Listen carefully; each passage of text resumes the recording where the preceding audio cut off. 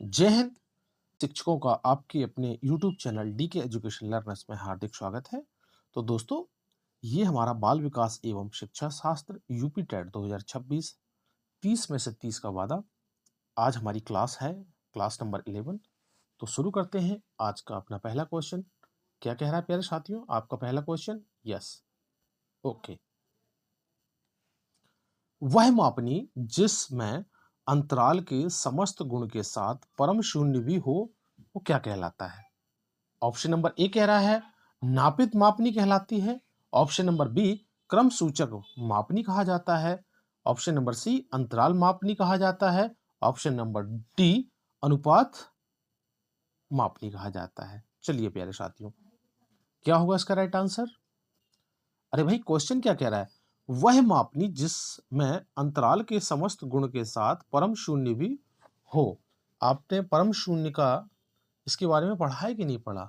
नहीं पढ़ा तो कोई बात नहीं, कमेंट में करना, मैं आपको डिटेल क्लास लेके आऊंगा।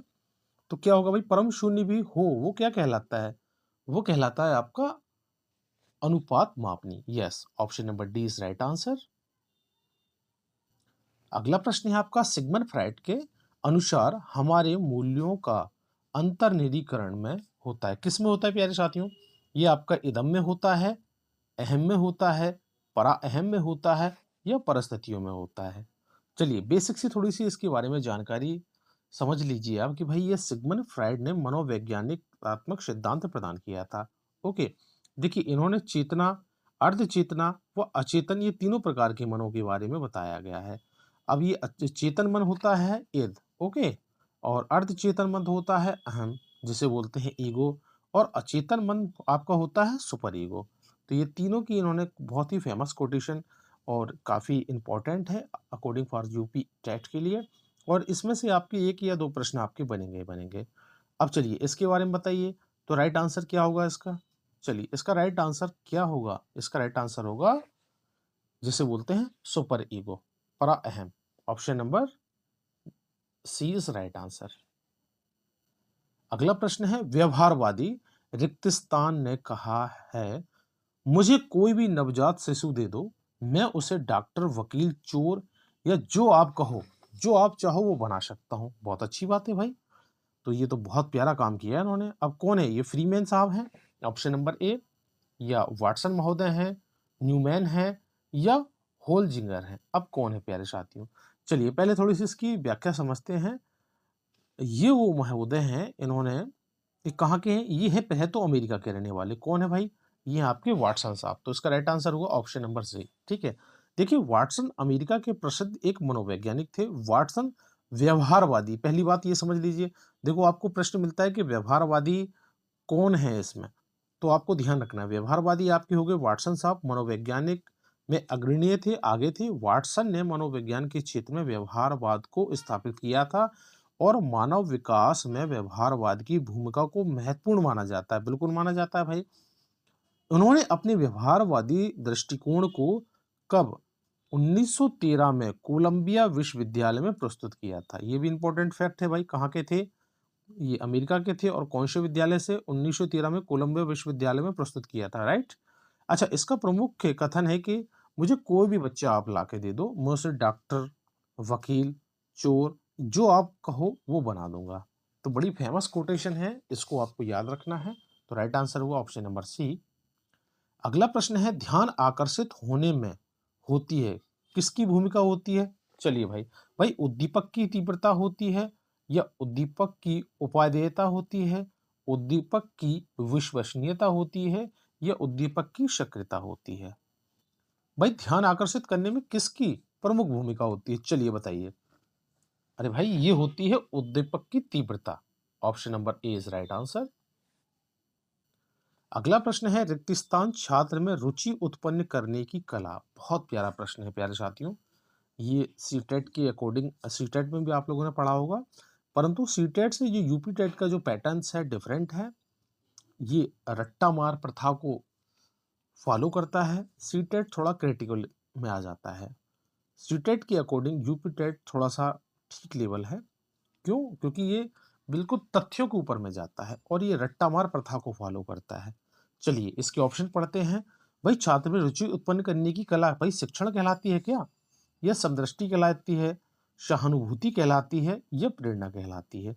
अरे भाई छात्र में रुचि उत्पन्न करने की कला क्या होगा भाई, ये प्रेरणा होती है ना। Option number D is right answer. ठीक है, चलिए अगला प्रश्न है आपका फिर से सिगमंड फ्राइड के अनुसार। ऑप्शन नंबर ए, ग्रहण किए गए सीखे हुए तथ्यों को धारण करने या पुनः स्मरण करने की असफलता को विस्मरण कहते हैं। ऑप्शन नंबर बी आपका क्या कह रहा है प्यारे साथियों, विस्मरण का अर्थ है किसी समय प्रयत्न करने पर भी किसी पूर्व अनुभव का स्मरण करने या पहले की सीखी हुई किसी कार्य को करने की असफलता। यस, ऑप्शन नंबर थर्ड आपका कह रहा है। देखिए विस्मरण वह प्रवृत्ति है जिसके द्वारा दुखद अनुभवों को स्मृति से अलग कर दिया जाता है। काफी अच्छी जानकारी इंफॉर्मेशन दी। भाई ऑप्शन नंबर डी कह रहा है उपरोक्त में से कोई नहीं। चलिए आप लोगों ने पढ़ रखा होगा सिगमंड फ्राइड को, नहीं पढ़ा होगा तो कोई बात नहीं, आप इस प्रश्न के ऊपर में ध्यान दीजिए, आपको पता चलेगा। भाई फ्राइड के अनुसार इसका राइट आंसर आपका होगा ऑप्शन नंबर सी। चलिए देखिए, विस्मरण वह प्रक्रिया है, प्रवृत्ति है जिसके द्वारा दुखद अनुभवों को स्मृति से अलग कर दिया जाता है। बिल्कुल कर दिया जाता है। यदि ये प्रवृत्ति इंसानों के पास नहीं होती तो इंसान तो दुखों में ही लुप्त रहता, उसका जीवन तो वैसे ही नरक बन जाता। तो ये विस्मरण की जो प्रवृत्ति है ये भी बहुत इंपॉर्टेंट होती है। तो option number C is right answer. आपका अगला प्रश्न है SOR। चलिए दोस्तों ये आपका बहुत ही फेमस है, ये SOR थ्योरी, राइट।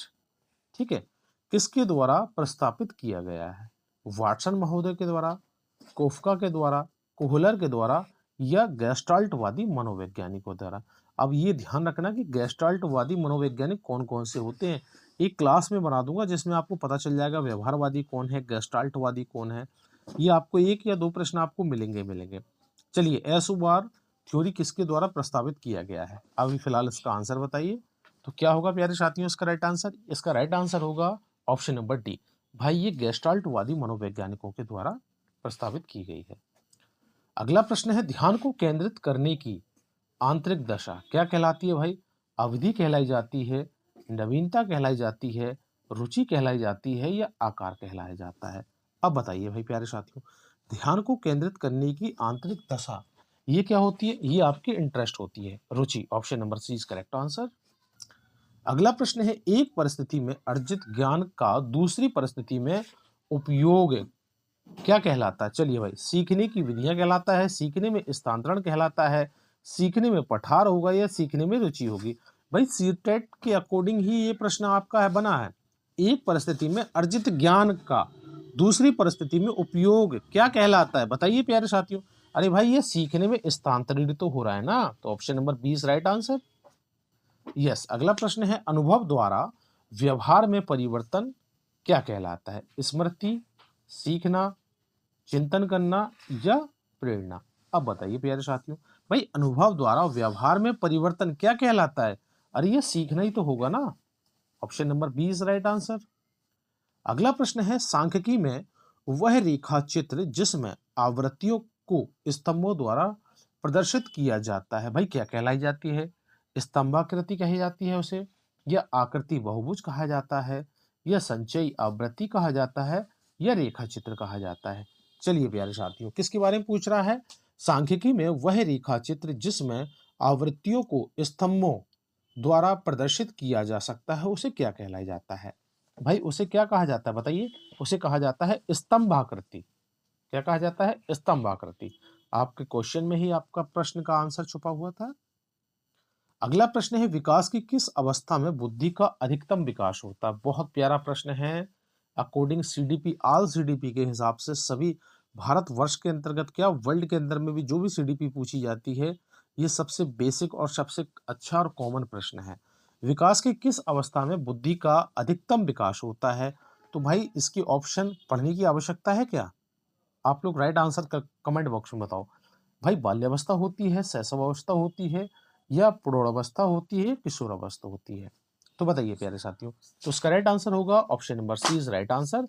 भाई किशोर अवस्था है, दबाव व तनाव की अवस्था। कौन सी अवस्था? किशोर अवस्था। अगला प्रश्न है शिशु का अधिकतम व्यवहार आधारित होता है। चलिए दोस्तों बहुत प्यारा प्रश्न है ये। भाई किस पे आधारित होता है? मूल प्रवृत्तियों पर आधारित होता है, नैतिकता पर होता है, वास्तविकता पर होता है या ध्यान पर होता है? अब बताइए भाई, शिशु का जो अधिकतम विकास किस पे आधारित होता है? भाई उसकी मूल प्रवृत्तियों पे आधारित होता है ना। Option number A is right answer. अंतर्दृष्टि सूझ द्वारा सीखने के सिद्धांत में, और ध्यान रखिएगा, आपको पता चल गया भाई अंतर्दृष्टि सिद्धांत किसका है? ये कोहलबर्ग का है। बस यहां से पकड़ के रखना है। आपको प्रश्न ये भी बनता है कि भाई अंतर्दृष्टि सिद्धांत किसके द्वारा प्रतिपादित किया गया था? तो आपको पता चल गया कि इसका राइट आंसर होगा कोहलबर्ग। ठीक है, चलिए, अंतर्दृष्टि सूझ द्वारा सीखने के सिद्धांत में कोहलबर्ग ने प्रयोग किया था। भाई किस पे प्रयोग किया था? कुत्ते पर प्रयोग किया था, वन मानस पर प्रयोग किया था, बिल्ली पर प्रयोग किया था या चूहे पर प्रयोग किया था? चलिए दोस्तों, अब इसकी थोड़ी सी व्याख्या समझते हैं। अकॉर्डिंग फॉर आपके यूपी टेट के लिए बहुत इंपॉर्टेंट है, क्योंकि इससे एक प्रश्न आपका बनेगा ही बनेगा। देखो, सूझ या अंतर्दृष्टि का सिद्धांत देने का श्रेय सबसे पहली बात कहाँ के थे? ये कोलबर्ग, ये जर्मन वैज्ञानिक थे, जर्मन मनोवैज्ञानिक। ठीक है, कोलबर्ग को जाता है भाई। उसने या इन्होंने अपनी पुस्तक, ठीक है, मेंटलिटी ऑफ ओप्स में वर्ष 1925 में प्रस्तुत किया था। यहां तक समझ में आ गया? भाई कोहलबर्ग ने सूझ के सिद्धांत का प्रयोग किस पे किया था? वन मानस पे किया था। वन मानस मतलब कि एक चिंपांजी था, उसको बना रखा था वन मानस, और उसका नाम क्या था? उसका नाम रख दिया था भाई इन्होंने सुल्तान। बहुत बढ़िया, सुल्तान नाम का एक चिंपांजी पर किया था। कोहलबर्ग के अनुसार कल्पना जितनी अधिक होगी, सूझ की क्षमता का विकास भी उतना ही होगा। समझ में आया प्यारे साथियों? तो राइट आंसर आपका हो गया option number B is right answer. एक चिंपांजी था जिसे वनमानुस था और इसका नाम सुल्तान था। ओके, अगला प्रश्न है, यह आवश्यक नहीं है कि उच्च बुद्धि लब्धि वाले बच्चों में भी उच्चता होगी। चलिए, अब क्या है भाई? सृजनशीलता, क्रिएटिविटी होगी, विश्लेषण करने का, अध्ययन करने का या अच्छे अंक प्राप्त करने का। अब देखिए, ध्यान दीजिए, क्या कह रहा है? उच्च बुद्धि लब्धि वाले बच्चों में भी उच्च होगी, यह आवश्यक नहीं है। क्या आवश्यक नहीं है? कि भाई ऐसी बात नहीं है कि जिस बच्चे की बुद्धि लब्धता अधिक होगी वो बच्चे में भी क्रिएटिविटी होगी, ऐसा संभव नहीं है भाई। चलिए, option number A is right answer. अगला प्रश्न है, अधिगम में नए प्रभाव का नियम। चलिए, क्या होगा भाई? अधिगम में प्रभाव का नियम किसने दिया? पावलाक ने दिया, वाटसन ने दिया, स्किनर ने दिया या थॉर्नडाइक महोदय ने दिया? किसने दिया प्यारे साथियों? अधिगम में प्रभाव का नियम किसने दिया है? ये आपके थॉर्नडाइक महोदय ने दिया। Option number D is right answer. अगला प्रश्न है, निम्न में से किस विधि का उपयोग स्मृति के मापन के लिए नहीं किया जाता? ध्यान रखना है भाई, बुद्धि मापने के लिए नहीं किया जाता, इसके बारे में पूछ रहा है। प्रत्याहन विधि या तार्किक विधि, पहचान विधि या पुनः सीखना विधि? ठीक है, अब बताइए भाई किसका नहीं किया जाता? ये किया नहीं किया जाता तार्किक विधि का। Option number B is right answer. अगला प्रश्न है, प्रासंगिक अंतःपोत परीक्षण। भाई ये बहुत प्यारा और बहुत फेमस है, ये टीएटी परीक्षण। ठीक है, ये मरियम एन मुर्रे के द्वारा है, मार्गन एवं मुर्रे के द्वारा दिया गया था। ठीक है, अब इसकी ट्रिक है भाई, जैसे ही आपकी बुद्धि परीक्षण की जाती है, टेट पर जैसे ही आपकी टेट परीक्षा आती है, अब सपोज दैट टीएटी टेट होता है और टीएटी टेट होता है, तो टेट परीक्षा जैसे ही आती है तो आप लोग कहते हैं हे भगवान, अभी तो एक चीज से निकले थे, अब दोबारा से फिर ये टेट नाम की बीमारी आ गई, हाय हम तो मरे। तो मरे मतलब कि मरे, मुर्रे, राइट। चलिए, तो क्या कह रहा है भाई, ध्यान रखिए इसको। ऑप्शन पढ़ने की जरूरत है क्या? नहीं है ना। राइट आंसर तो लिख गया आपके सामने, ये हो गया इसका राइट आंसर, मुर्रे। ठीक है, मुर्रे व मार्गन के द्वारा। अब इन्होंने कब किया था ये प्रशिक्षण? ये उन्होंने 1935 में किया था। ओके, अगला प्रश्न है, मनोविज्ञान का शिक्षा के क्षेत्र में सबसे बड़ा योगदान। बहुत प्यारा प्रश्न है भाई, बहुत प्यारा प्रश्न है और बेसिक सा प्रश्न है, ध्यान रखना। मनोविज्ञान का शिक्षा के क्षेत्र में सबसे बड़ा योगदान विषय केंद्रित शिक्षा होता है, शिक्षक केंद्रित शिक्षा होता है, क्रिया केंद्रित शिक्षा होता है या बाल केंद्रित शिक्षा होता है? तो भाई चाइल्ड सेंटर्ड एजुकेशन, पता ही है आप लोगों को, सीटेट में भी पढ़ा होगा आप लोगों ने। तो राइट आंसर हो गया इसका option number D is correct answer. अगला प्रश्न है, निम्नलिखित में से कौन सा बुद्धि और विकास के सिद्धांतों से संबंधित नहीं है? ध्यान रखना है, एग्जाम में भी नहीं के ऊपर में ना क्लिक कर लिया करो।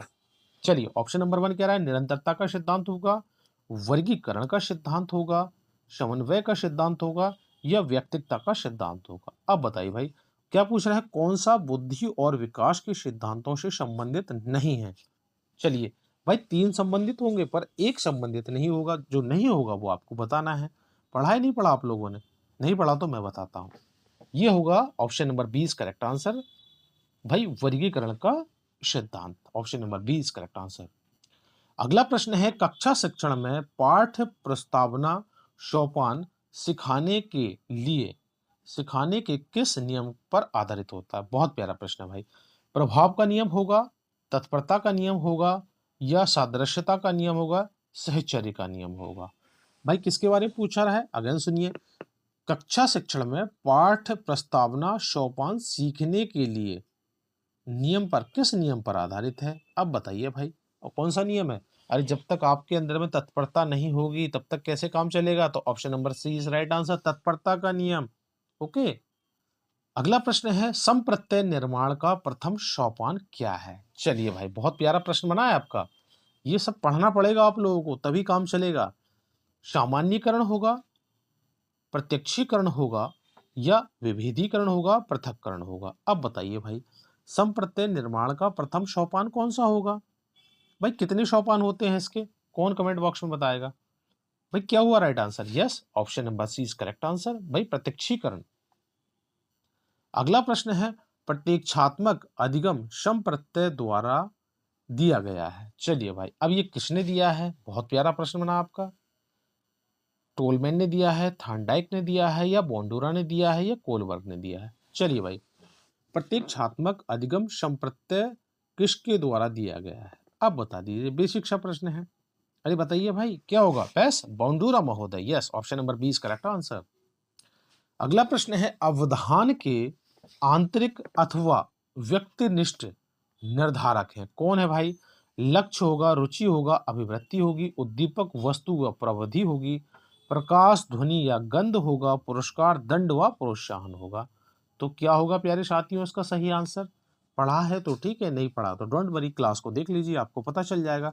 अवधान के आंतरिक अथवा व्यक्तिनिष्ठ निर्धारक हैं, कौन कौन है? सबसे नंबर 1 बात ध्यान से समझिए, ये होती है आपकी, एक तो रुचि होती है, लक्ष्य होता है, और अभिवृत्ति होती है। तो इसका राइट आंसर हो गया ऑप्शन नंबर ए, राइट।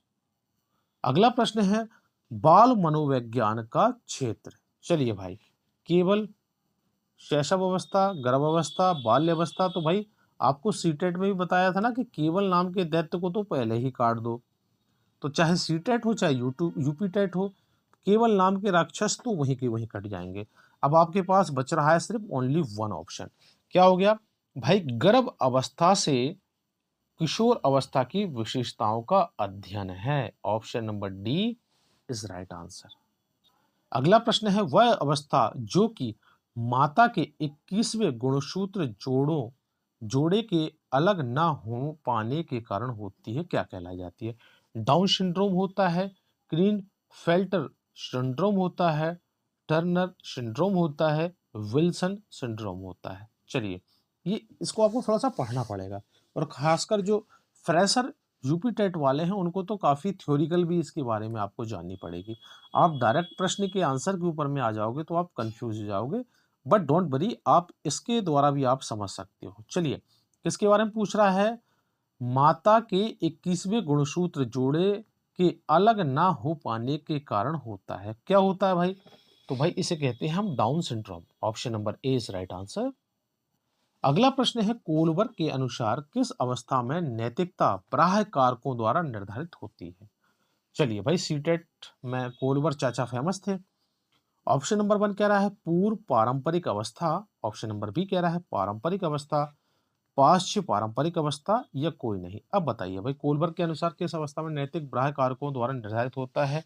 ये आपका होता है पूर्व पारंपरिक अवस्था के द्वारा, option number A is right answer. अगला प्रश्न है, अंतर्मुखी, बहिर्मुखी तथा उभयमुखी, ठीक है, व्यक्तियों का द्वारा किया जाता है वर्गीकरण। अभी किसके द्वारा वर्गीकरण किया जाता है, बस ये आपसे पूछ रहा है। अंतर्मुखी, बहिर्मुखी व उभयमुखी, ठीक है। केशनर के द्वारा किया जाता है, मुंग के द्वारा किया जाता है, सेल्डन के द्वारा किया जाता है, या स्पेंजर के द्वारा किया जाता है? अब बताइए भाई क्या होगा? अंतर्मुखी, बहिर्मुखी, उभयमुखी, अंतर्मुखी, बहिर्मुखी और उभयमुखी। ये मूंग के द्वारा किया जाता है, ये ध्यान रखिएगा। Option number 20 correct answer. चलिए अब यहाँ पे आपका ये हो गया कंप्लीट सी क्लास।